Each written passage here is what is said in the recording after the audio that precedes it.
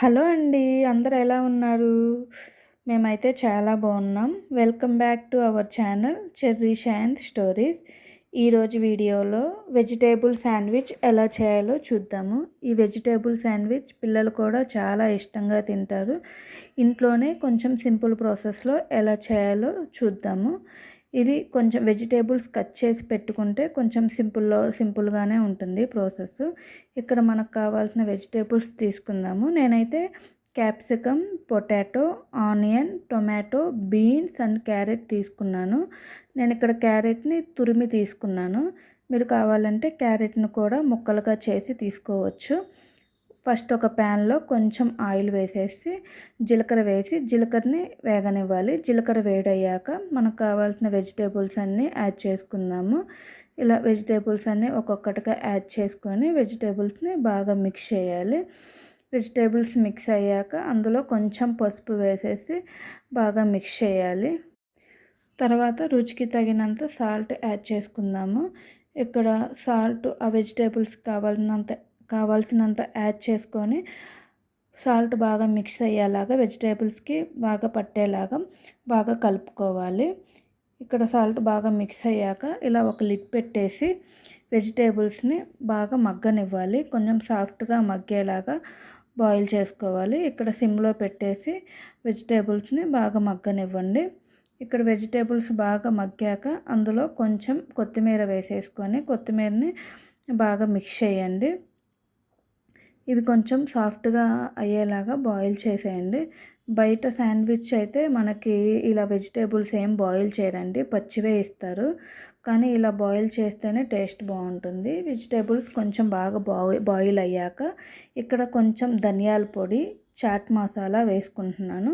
చాట్ మసాలా వేసి బాగా మిక్స్ చేయాలి. చాట్ మసాలా వేయటం వల్ల టేస్ట్ చాలా బాగుంటుంది అండ్ స్మెల్ కూడా మంచిగా ఉంటుంది. ఇవి మిక్స్ చేసాక ఇక్కడ మీరు కావాలంటే కొంచెం పన్నీరు అండ్ మష్రూమ్స్ ఇలా కూడా యాడ్ చేసుకోవచ్చు. ఇలా కర్రీ అయితే రెడీ అయిపోయిందండి. వెజిటేబుల్స్ అన్నీ బాగా సాఫ్ట్గా కుక్ అయిపోయాయి. ఈ కర్రీని చల్లార్చుకోవాలి. అంటే చల్లారాక మనం శాండ్విచ్ ప్రిపరేషన్ చేద్దాము. ఇక్కడ కర్రీ అయితే రెడీ అయిపోయిందండి. కర్రీ చల్లారిపోయింది. ఇప్పుడు మనం శాండ్విచ్ ప్రిపేర్ చేసుకుందాము. శాండ్విచ్ ప్రిపేర్ చేసుకోవడానికి ఇక్కడ నేను brown bread and sandwich spread, mayonnaise and cheese తీసుకుంటున్నాను. ఇక్కడ 2 బ్రెడ్ స్లైసెస్ తీసుకొని అందులో ఒక బ్రెడ్ స్లైస్ మీద శాండ్విచ్ స్ప్రెడ్ అని బయట దొరుకుతుంది, అది బాగా స్ప్రెడ్ చేసుకోవాలి. అండ్ ఇంకో బ్రెడ్ స్లైస్ మీద మైనీస్ ఉంటుంది కదా, మైనీస్ యాడ్ చేసుకున్నాను. మీరు కావాలి అనుకుంటే ఇవి వాడవచ్చు, లేకుంటే స్కిప్ చేసినా పర్లేదు.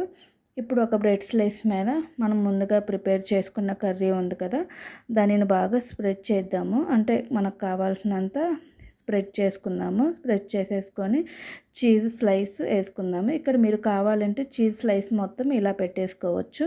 నేనైతే ఇలా ముక్కలుగా చేసి పెట్టుకుంటున్నాను. చీజ్ ఇలా ముక్కలుగా చేసి పెట్టుకున్నాక ఇంకొక బ్రెడ్తో దాన్ని కవర్ చేసేయండి.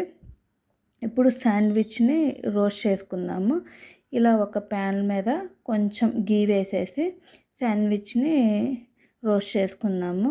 గీ వేసి శాండ్విచ్ పెట్టేసి సిమ్లో పెట్టేసి బాగా రోస్ట్ చేసుకోవాలి. లో ఫ్లేమ్లో పెడితే కొంచెం మాడిపోకుండా బాగుంటుంది. ఇలా పైన కూడా కొంచెం గీ వేసేసి 2 సైడ్స్ బాగా రోస్ట్ చేసుకోవాలి. ఇలా బాగా రోస్ట్ చేసుకున్నాక శాండ్విచ్ రెడీ అయిపోయినట్టే అండి. ఈ శాండ్విచ్ అయితే టేస్ట్ చాలా బాగుంటుంది తినడానికి. పిల్లలు కూడా చాలా ఇష్టంగా తింటారు. అండ్ ఇందులో వెజిటేబుల్స్ అన్నీ యాడ్ చేసాం కాబట్టి హెల్త్కి కూడా చాలా మంచిది. కాకపోతే మీరు ఇక్కడ బ్రౌన్ బ్రెడ్ కానీ ఇలా వీట్ బ్రెడ్ కానీ ఏమన్నా తీసుకోండి, హెల్త్కి కూడా బాగుంటుంది. ఇక్కడ మీరు శాండ్విచ్ బ్రెడ్ అని ఉంటుంది, అదైనా యూజ్ చేయవచ్చు. ఇక్కడ శాండ్విచ్ రెడీ అయిపోయింది. ఇలా ట్రయాంగిల్ షేప్లో కట్ చేసుకొని కొంచెం కెచప్ వేసుకొని తింటే టేస్ట్ అయితే చాలా బాగుంటుంది. ఈ వీడియో మీకు నచ్చితే లైక్ చేసి సబ్స్క్రైబ్ చేయండి. Thank you for watching. Bye bye.